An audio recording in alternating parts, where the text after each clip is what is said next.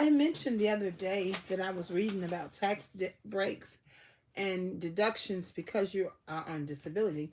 So I'm going to show y'all. I received the 2023 Elderly and Disability Tax Relief Reminder.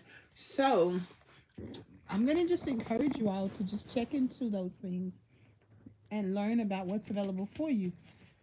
There are things that are available that will ease your life a little bit if you are a homeowner, or I don't know, other things. There's a new thing out now to help people to repair their houses, and it's a new one. It's not one of the ones that have always existed.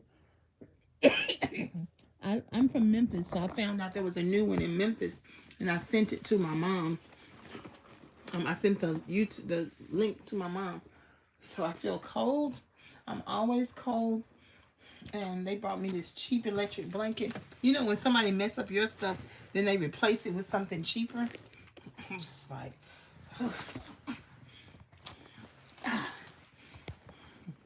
not that I don't like Dollar General, but it's just a cheaper version. But as soon as I'm not wrapped in my blanket, I just feel cold. So I just need to get back under it. So I also want to tell y'all about, honestly, if you have a disability and you're not moving, but you want to get moving, it's going to be painful on every hand. When I first started, I would go work out. Well, by the time I got home, I would be no good. I do have a mint in my jaw because mints and tea kind of help me from all this coughing. So please forgive me. It's actually making me feel better. So hopefully maybe I won't cough a lot. So let me tell you this. When I first started exercising, when I would go to soar over obstacles, by the time I got home, all I could do was just get in the bed and sleep for like 4 hours. When I would go swimming in the pool, I would swim for 2 hours at a time.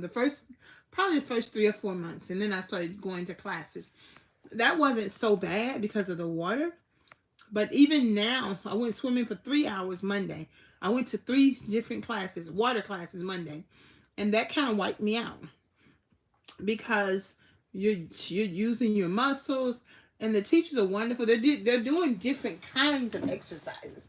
So each one of the classes is a different type of class. And then the better you feel, you naturally move more. So you're going to wear yourself out. So what I'm sharing with you is that I typically don't take a lot of ibuprofen. And my home care worker, she's like, over the last month or so, she's like, Deborah, she'll give me ibuprofen. And then I went and bought some. Because I went, let me take some. Because I need it. I don't want to take it, but I need it. Because I'll just sit here for 3 days if I'm in pain. Because when I rest, it'll make the pain. It's called recovery period. So when I rest, it will make the pain go away. However, then that's 3 more days I can't exercise.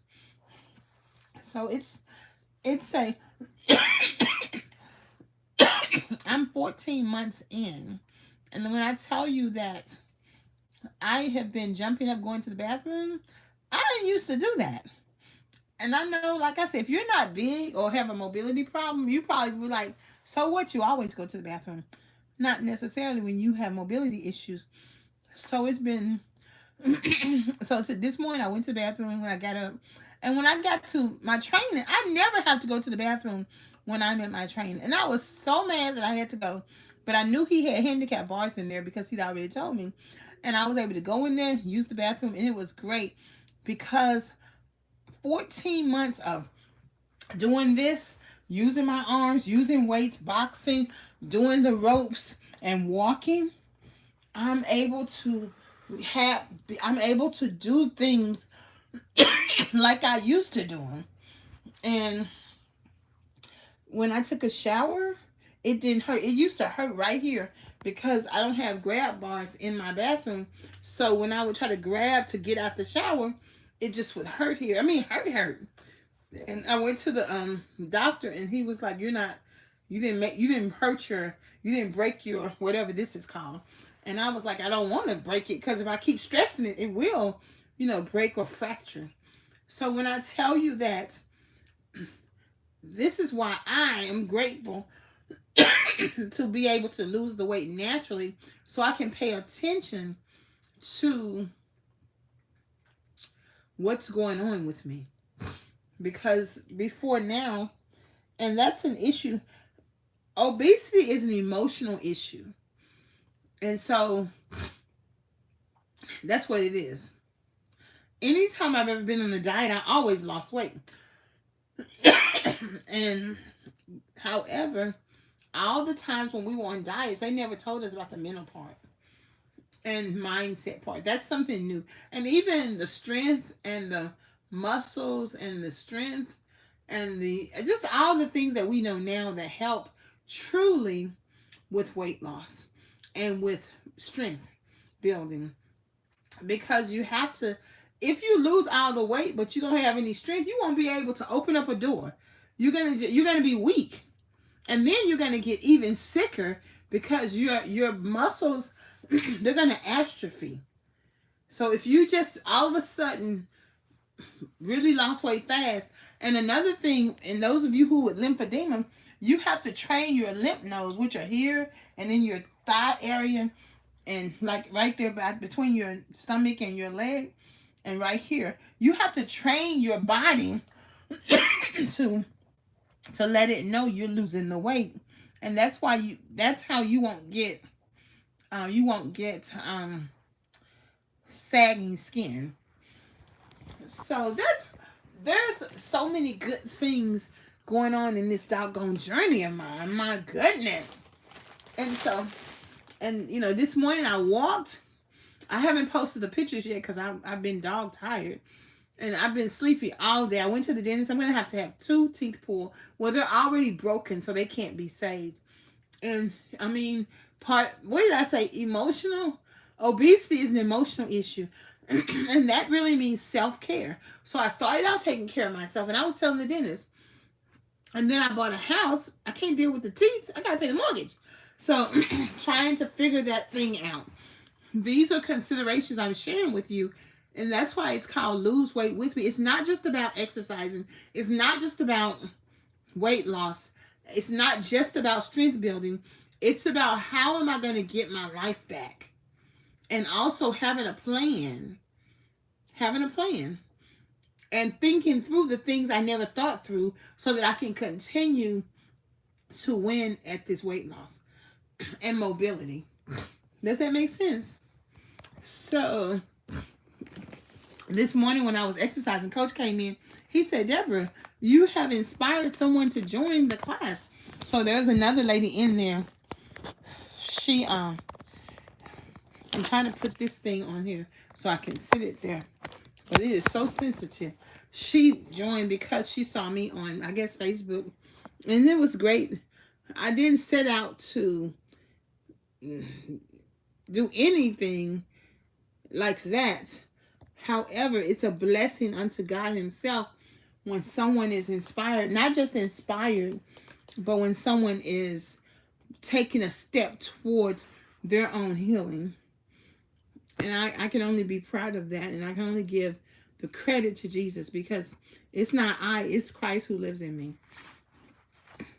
So when I was at training today, I got really hot. When I get hot, I kind of panic. So she got the ice pack and put it on me to cool me down. Like I had already gotten up twice, then I did my walk. So I got up 3 times and did my walk. So you see, what is the point? I did it. Just like when you're a regular person, you can get up and get down as much as you need to without even thinking about it. So I'm getting there. I thought that I wouldn't be able to do anything until I lost weight, like more weight. So I've lost weight, but I thought, until you lose at least 65 pounds, 70 pounds, 100 pounds, you ain't gonna be able to do nothing. And that's just not true. And that's why that's just a blessing. So I just wanted to share that with y'all. And then I wanna share some things with y'all that's a little bit clinical. Hi, Keisha Wallace. Hi, thank you. You totally agree with me about what? So I was printing this article and it didn't print all the way, but it printed enough for me to bring points out. See, this is the thing. I remember one time I went to get a physical, and because I was in a wheelchair, they were like, "Oh, well, we're gonna have you go into the hospital to do your physical." They never called me back or anything. Fine with me. I didn't want to do it anyway. They assumed that I couldn't walk without asking. Fine with me, because I didn't want to do it anyway. Mm-hmm. So this article is about, well, it didn't print all the way, but it has see all those different, like this one is the stigma of obesity, a review and an update. The challenge of CT and MRI imaging of obese individuals who present to the emergency departments. Physicians' attitudes about obesity and their association with competence and specialty, a cross-sectional study. Confronting and coping with weight stigma, an investigation of overweight and obese adults. Patients who feel judged about their weight have lower trust in their primary care providers. Primary care support for tackling obesity, a qualitative study of the perceptions of obese patients. That's something, I think that sometimes if you understand there's an issue within the issue, it will ease your mind. Now, partly because I'm a liberal arts baby. Okay. Thank you, Keisha. I appreciate that. Because, and those of you who went to college, you'll probably agree, if you're a liberal arts. In liberal arts, we research, study, do feel good stuff. So it eases my mind when I do research and find different things. And it's true. People don't want to deal with obese people. But more and more people are obese, number one, because of genetic modified foods that's not food. And that's why when you look at your stomach, if it's got like some fat on it, that's food. That's stuff that you ate or that I ate that ain't got nothing to do with real food. So your body don't recognize it. And that's why you can eat pork, because your body recognizes pork. But all of this GMO pork, that's the problem. And pesticide pork, that's the problem. But Jesus said, say thank you. Thank you, Lord, for this pork chop you about to give me and going on about your business. So for me, I'm the kind of person, I'm a researcher. So I research different things. Okay, so this one, I'm gonna tell y'all some of this stuff. In addition to issues of physical accessibility for people with mobility disability. So it's not just obese patients, it's obese patients like me with mobility disability. It's one thing when I was just fat and going to the doctor and I would tell him I'm working on my weight or whatever the case may be. But it's a whole nother thing when I'm using a cane, a walker, a wheelchair. So then the negative attitudes that could arise about your quality of care.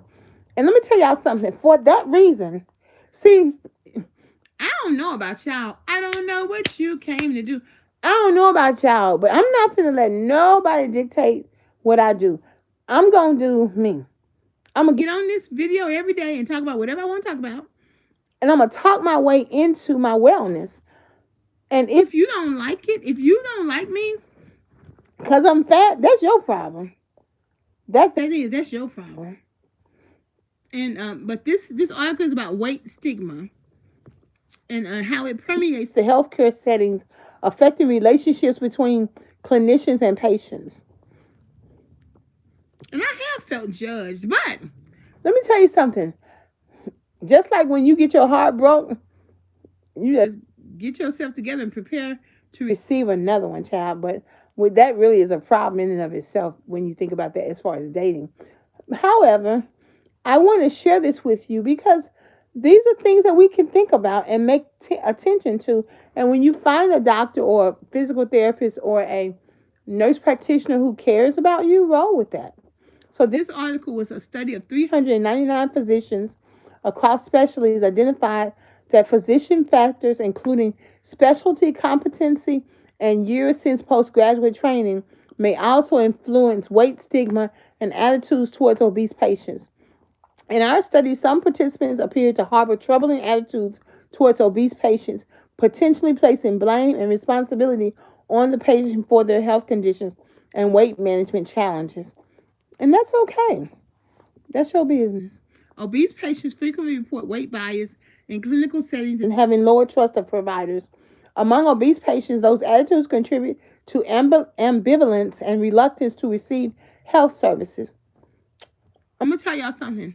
I'm a black person. So my reluctance to receive health services, it comes from the fact that during slavery, if you were not fit to pick that cotton and chop that tobacco, they sent you to Kentucky, and the owner of the slave had to pay for you to be there, and they did scientific studies on you without anesthesia. So everything we know from OBGYN, from heart, lungs, limbs, they practice on slaves. So that's where my reluctance comes from. When they left syphilis in those military guys for 50 years, I didn't say 5 years, I didn't say 15 years, I said 50 years. In the medical charts, it said, do not treat for syphilis because they wanted to see what would happen. And one of my professors, one time we had somebody come to our school when I was at UT, and they was talking about Black history and the way they did us. And they said, you talking about, what he said is, you don't think they would do that? Do it. They did it. Okay. So some of these ambivalence and reluctance that we feel, it comes from a lot of different places. It ain't made up, honey. So, and that comes from knowing your history. Let me give you an example. Another thing is, if your parents are from a small town and your daddy don't go to, they may live in the big city now, but they're from a small town, and your daddy won't go to the doctor, it's with good reason. I asked my daddy this one day, I said, Daddy, what happens when you go to the hospital? Guess what he said? You die. Now, looking back at it, everybody who died in my family that's from that small town, they died at the hospital. They didn't go to the hospital to get well. Cousin Shirley had an operation one time. She got well. But that's one person. Everybody else went to the hospital and died. And that's because of segregation. They're not treating you, whatever the reason. The fact is, it's true. And that's why you have reluctance. Now, sometimes we're apprehensive about something and we don't even know what it is. But it's, see, this is the thing. If you want to lose weight, like if you're grown, then we have to talk about grown issues. And so I can go through these statistics and everything, and we can talk about it. And I want to be able to do that because that's going to help you. The more information you have, it makes you able to deal with your situation and know that everybody got some debilitating issue. You just see mine because you see my weight, but yours is porno, sin, cheating on your wife. Some of y'all cutting yourselves and all that silly stuff, and also gambling. It's people who kill their spouse because they don't want their spouse to know that they ran up the bills. All of that stuff. Some of y'all is talking too much, being too negative, being clinically depressed, when all you gotta do is repent and keep it moving. So, you got all that stuff. So I don't feel too bad about that. You know what? It's quite all right. So some of the stigmas that people were talked about was that physicians may spend less time performing evaluations and educating patients about their health. And I found out that there are some physicians who are certified to treat health and weight loss.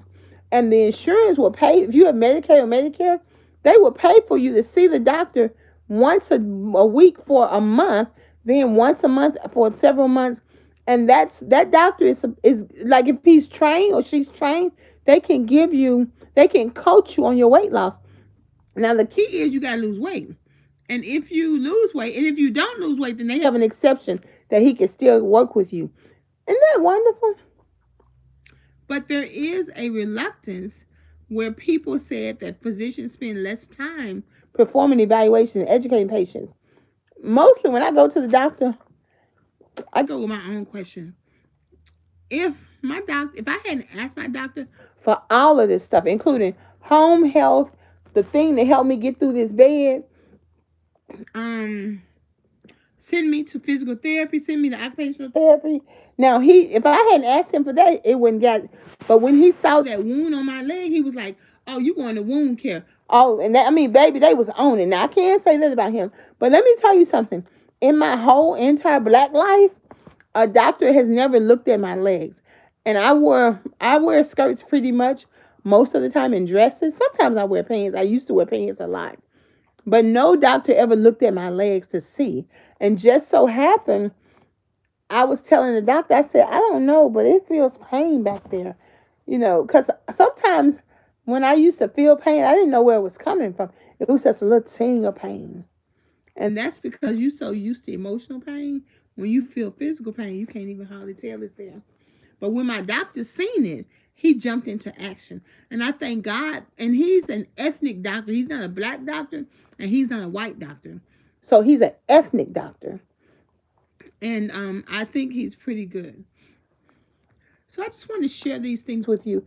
Okay, further initiatives appear necessary to improve quality of care experiences for obese patients. So what do you think? What have you experienced, and what are your recommendations to help improve quality of care and in the healthcare realm as an obese person? Or we don't just stick it to obese as a person who's sick.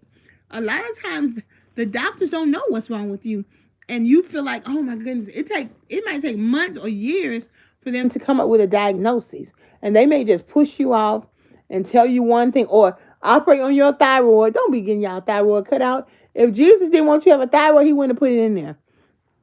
They just want to operate on something. So I don't know. I just think that you got to think a little bit. So this says these efforts will be consistent with the 1990 Americans with Disabilities Act, which mandates equitable access to medical care. If you haven't had a chance to read the ADA Act, baby, that act is powerful, okay? Okay? So I don't know if y'all think this is interesting, but I do. And I saw some things. Okay, this one is interesting right here. It says another barrier is the inability to perform complete physical exams for obese persons. I know my old weight loss doctor, she was working in the hospital. She's a nurse, and she told the hospital to they had 75% of obese people having babies, and they had no chairs, no beds, no anything for bigger sizes. And so she helped the hospital systems. And now, of course, the hospital systems do have bigger chairs for wider loads and everything. So that's good. That's really good. And when I used to work with her, everything I used to share with her, she would give me a research article that coincided with that. So what I'm saying is that you're going to have to take control of your life, because at the end of the day, you're a doctor, you're a home health care worker, you're a nurse. I mean, they concerned about them. You got to be concerned about you. And you can't let yourself get so down. That's why, when I came in today, before I came in the house, I got in the sun and I just did a video on Facebook. This morning, I was like, Lord, I better get out of here before they leave me again. They left me the other day. And when I come home last week and the week before, I come home at 11:30. I stay outside till 3 in the evening, doing little things, taking a nap in the driveway. It's my house. You got to do what you got to do to keep yourself up. You can't just, even in my room, it's time to bust this popsicle stand, baby. It's time to bust it. I don't feel like sitting on my sofa. It's low. It's a nice leather couch with recliners. And as I get better with standing and getting up, then I might try getting on it again. But if I sit on that thing, I'll be on there all night. And so, it's just, I'm just trying to say, you can't get too low, because what's going to happen is Your home care worker, your doctor, they can't get you high. They can't get you up. You've got to get yourself up. You've got to say, well, let me try. You've got to say, well, let me try. When I told my nurse, my home care worker, I was like, okay, put the towels on the towel rack by the shower. Because you want me to take a shower. She was like, no, you want to take a shower. And that's true because I'm planning when we're putting up the towels, okay, put some towels there. And I told her, I said, let's take the towels back and put them in the linen closet because I bought a rack, a clothes rack. Spent $100 for that thing, and I put my towels there to make it easier for me to get. Well, I feel better now, and I'm lazy, honey. I don't want to go nowhere. I don't want to go all the way over there and get them towels. But the truth is, and I was thinking about this before my body took a turn for the worse. I would go in my closet, in my linen closet. When my house burned down, before it burned down, the closet was in the bedroom. But once it burned down and I started going to these different places, I told the contractor to make the closet entrance through the bathroom. So you have to go in the bathroom to get to the closet. And so when I first came home, I was in there. But as I got weaker, I stopped going in there. And really, that was the worst thing I could have did. But I didn't know that because I was going down emotionally. But I'm the kind of person who's used to doing her own thing. So I was trying, but I couldn't get up there because I was in pain. Stressing out because of this contractor. Stressing out because my body hurt. And I'm hot right now, child. I go from being hot to cold. And hold on. I have to reach over here and turn the fan on. So, what I'm just trying to say is that this is a journey. It's a good journey. You're going to feel pain.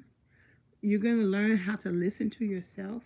You're going to contact, like I communicate now. I used to hate the portal. And, but you're going to learn how to communicate on the portal.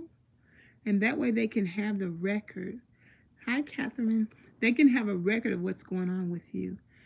However, you are responsible for you. Nobody else. You don't be like me. So you're going down. I was pulling myself back up. One of my home care workers, she was like, I feel disappointed in myself because you won't get up and exercise. And so I did it a couple of times, but I didn't feel like it. And I told her, I said, I'm going to exercise. I'm going to get up. I just can't get up right now. And now when she see me exercising every day on YouTube, she said, I'm so proud of you. I said, I told you I was going to get up. What I couldn't explain to her at the time is that I was in pain. It would take me hours to get up and go get something to eat out of the refrigerator.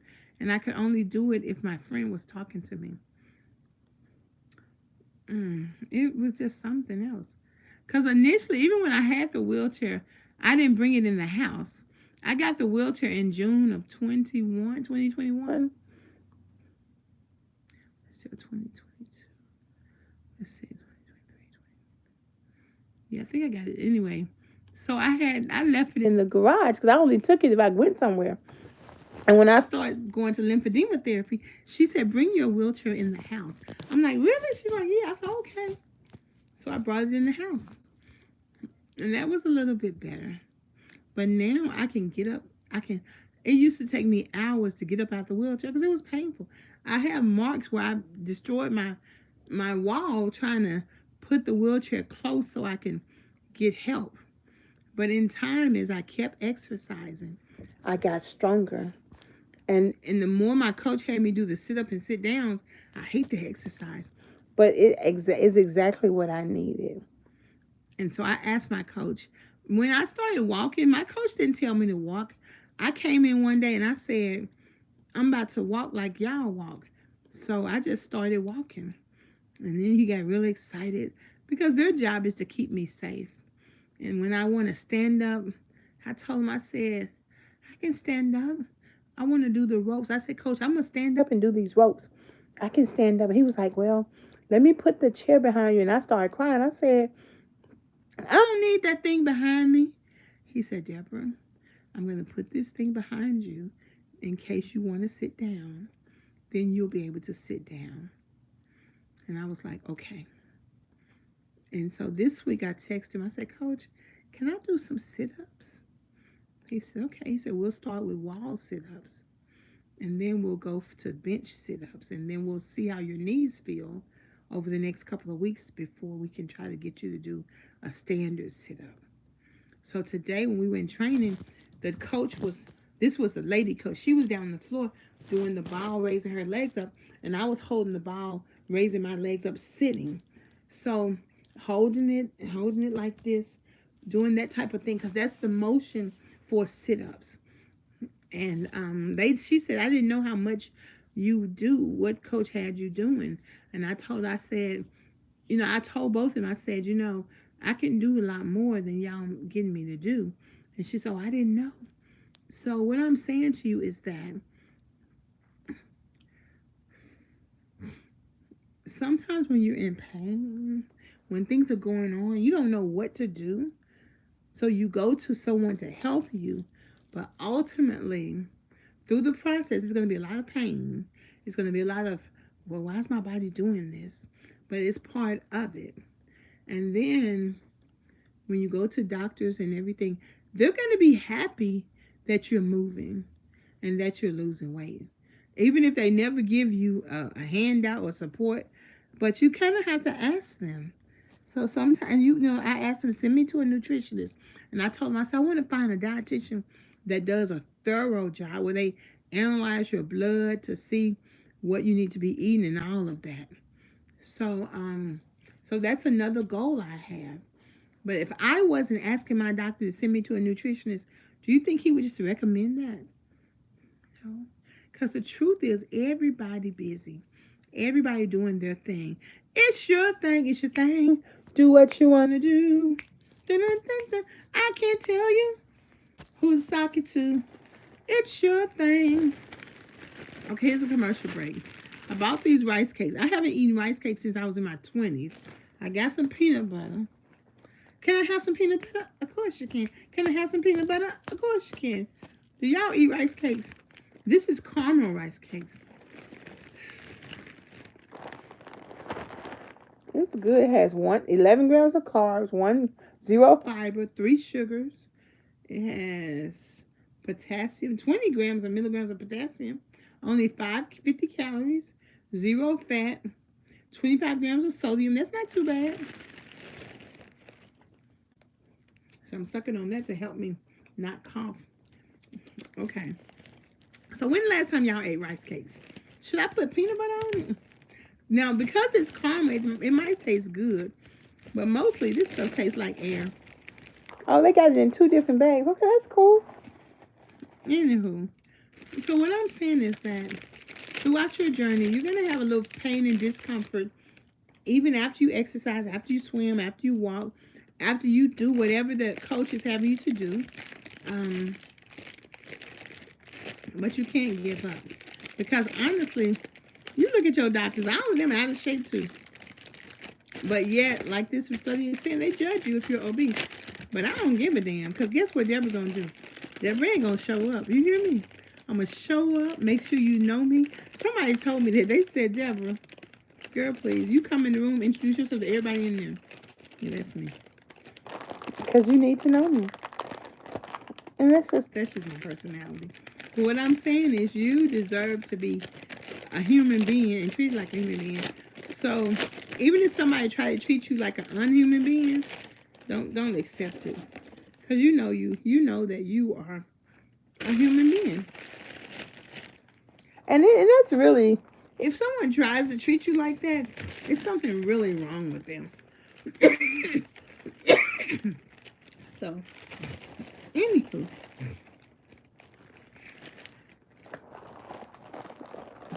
That's what I was telling y'all about. So how y'all doing? And that's what I want to share. This journey just isn't about, I'm going to post my exercises today, but this journey is not just about exercise, weight loss. It's an emotional issue. I wanted to do a post on what is your emotional issue. Because I know what mine is, honey. I can tell it. Well, it's really personal. Mm. It tastes like air with a little bit of caramel on it. Should I put some peanut butter on it? Let's see. Now, I'm a big paper towel person. First of all, if you eat in the bed and don't have a napkin, you're going to get crumbs in the bed. And then when you get crumbs in the bed, you're going to itch. And that's not good. You got to get out the bed and take all of that.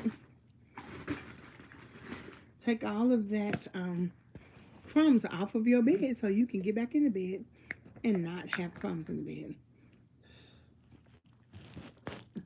So let's take a little peanut butter. And Miss Deborah don't eat no creamy peanut butter. Because my mama bought creamy peanut butter my whole life. And Miss Deborah likes crunchy peanut butter. Because she said, can I have some peanut butter? Of course you can. Y'all know that song. Can I have some peanut butter? Of course you can. Can I have some peanut butter? Of course you can.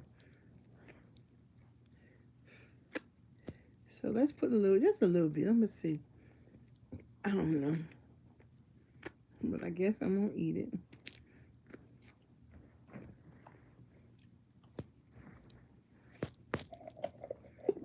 I can't find my speech for tomorrow.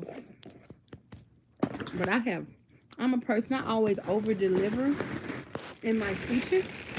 And I'm very energetic, so it's going to be an international speech. It's going to be people there from Africa, from Ghana, from Kenya, from the United States, from Idaho, from all over. So it's going to be fun.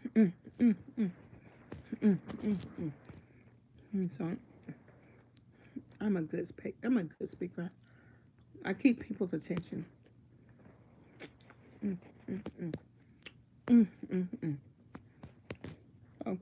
let me know what are your thoughts on what I was saying, what we're talking about.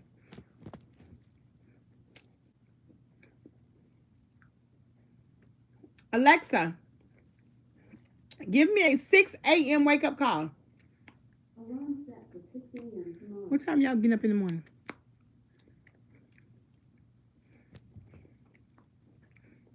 We're going to check this peanut butter out. But first, I'm going to eat it off the spoon. I'm going to put it right there. So let's check this out. Y'all eat rice cakes. Who eat rice cakes in here?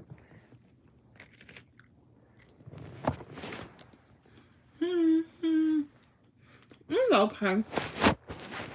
It's okay.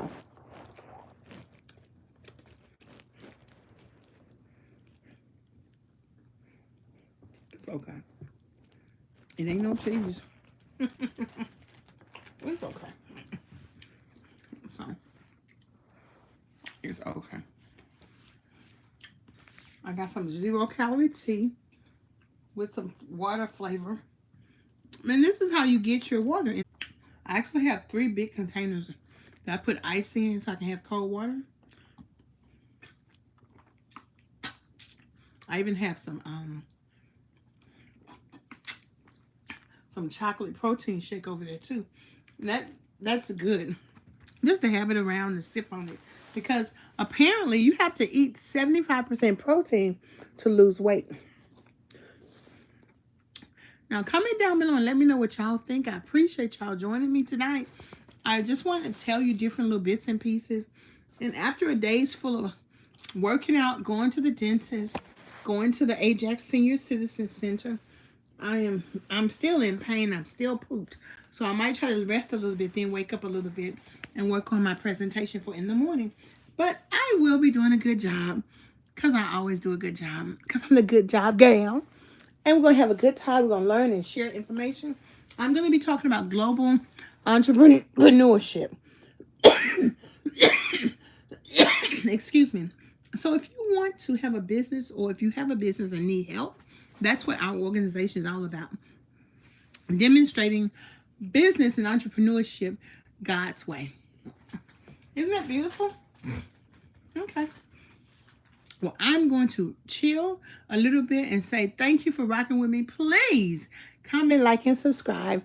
You know, I want to get my watch hours. I want to get my subscriptions, and I want to advocate for those who use wheelchairs, canes, mobile units, who have trouble with daily living activities. And I want to invite you to lose weight with me. Let's improve, okay? Guess what? Monday they're coming to pick me up so we can go look at we can go look at we're gonna go look at some we're gonna go look at getting a wheelchair van. No, Keisha, I don't work out 7 days a week at the YMCA. I work out now. I'm up to 10 hours a week, but I work out at several different places. I do Monday, there's a 3-hour water class I take at the Y. Tuesday and Thursdays, I work out with my trainer at Soar Over Obstacles. Wednesday, I was going to go to my physical therapy appointment, but I missed it. So we changed that physical therapy appointment to next Friday evening on the day when I do 2-hour water classes on Fridays. On Saturdays, I go to the park down at the marina and I'll practice my steps by walking.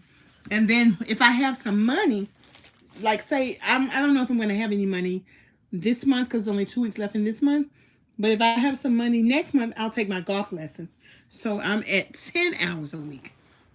And so the better I feel and the more creative I get in my brain, then I'll do all kind of new exercises and new experiences.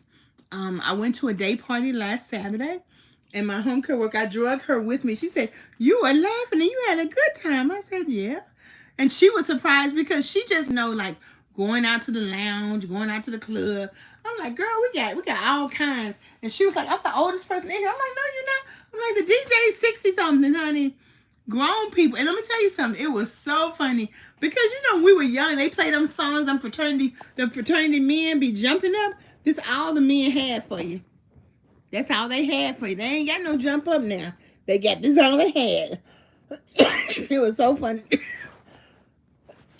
And then one of them come by me. "Well, I'm going to go home and take a nap and rest up," because it was another party. That it was like a gala that night. And so it was just funny.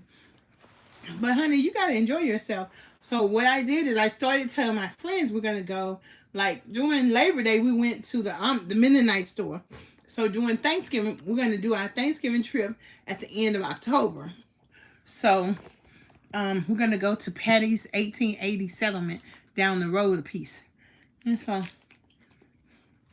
there is going to be a day cruise, a dinner cruise coming up. I don't know if I can swing it because you got to go down steps and all of that. But you never know. I might be able to swing that thing, honey. So I plan all kind of different activities to keep me moving. I want to go to Dollywood so I can go see some shows if it's not cold.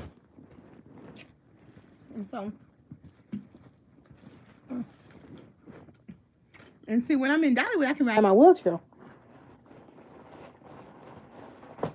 Do you ever fast for so many hours? I don't fast right now. Right now, it's not time for me to fast. So, right now, it's time for me to be under the direction and leadership of my coaches. And we did our 6 weeks body transformation program. And then there's a former football coach who helps people lose weight. As soon as I get some money, I'm going to work with him. And he said he can't wait to work with me. I'm like, good. He was like, you got the wheel. You just need mindset and strategy. I'm like, okay. And that's really what it is, accountability. You know. So yes, ma'am. Yes, ma'am. Honey, I need nutrition, dense food right now. I used to fast last year with my spiritual person. I got time to do all that stuff, child. Right now, time is to eat. Because my muscles and my blood need some food. And God got to kill this greediness out of me too, child. So, and I got to rest. My joints hurt. My knees hurt a little bit now. But even though they hurt, I can't believe how much I was able to do today. Even though I was exhausted, everywhere I went. Literally, when I was at the dentist, I said, "Look, I'm gonna go outside and sit in the sun because I was cold and I was exhausted. So they let me sit in the sun. When they got ready for me, they came back and got me. Okay. I fast from the time I fall asleep to the wake up in the morning. And when I wake up in the morning, I'm gonna eat this boiled egg. Because what? I gotta have some protein. I got some. My cucumber is frozen though. So I'm like, but that's okay. So, anyway, let me know what y'all think about what I was saying. Whether you have to share, I want to know how y'all doing too. It's not just about me, baby. It's about you too. Oh yeah. And I want to get. It's time for me to get another set of vitamins too. So get another set of multivitamins, vitamin D, and I'm gonna have to do something with some B12. That's always a good thing. So let me know where y'all get y'all vitamins from.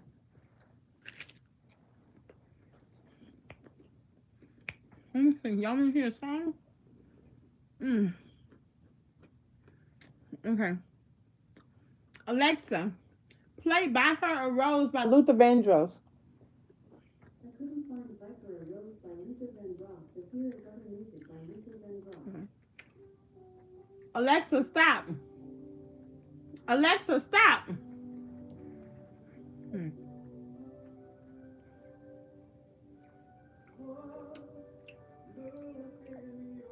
Hold up. Alexa, stop. Alexa, stop. Alexa's so hard-headed. I would go to. I'm gonna see if it's not gonna drop me. Hopefully it won't. Well, I don't want to risk it because I could go here and tell Alexa to stop this way. Okay, let me see.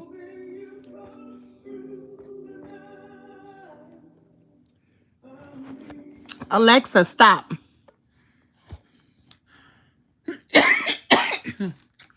Alexa, play By Her a Rose by Luther Vandross.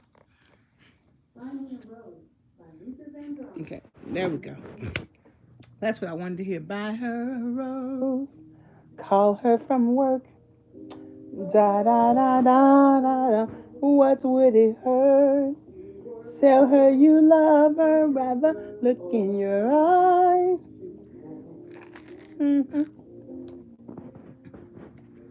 So, anywho, thank y'all for rocking with me. When I wake up at 3 o'clock in the morning, I'll get on here again. But I need to kind of rest my legs a little bit, stretch them out, and then get back up and get to work. But I will keep doing these videos, keep trying to win this battle, and encourage you as I encourage myself. We gotta win, honey. But it's the little things. Rose, call me from work. Open the door for me. What would it hurt? Tell me you love me. Look in your eyes.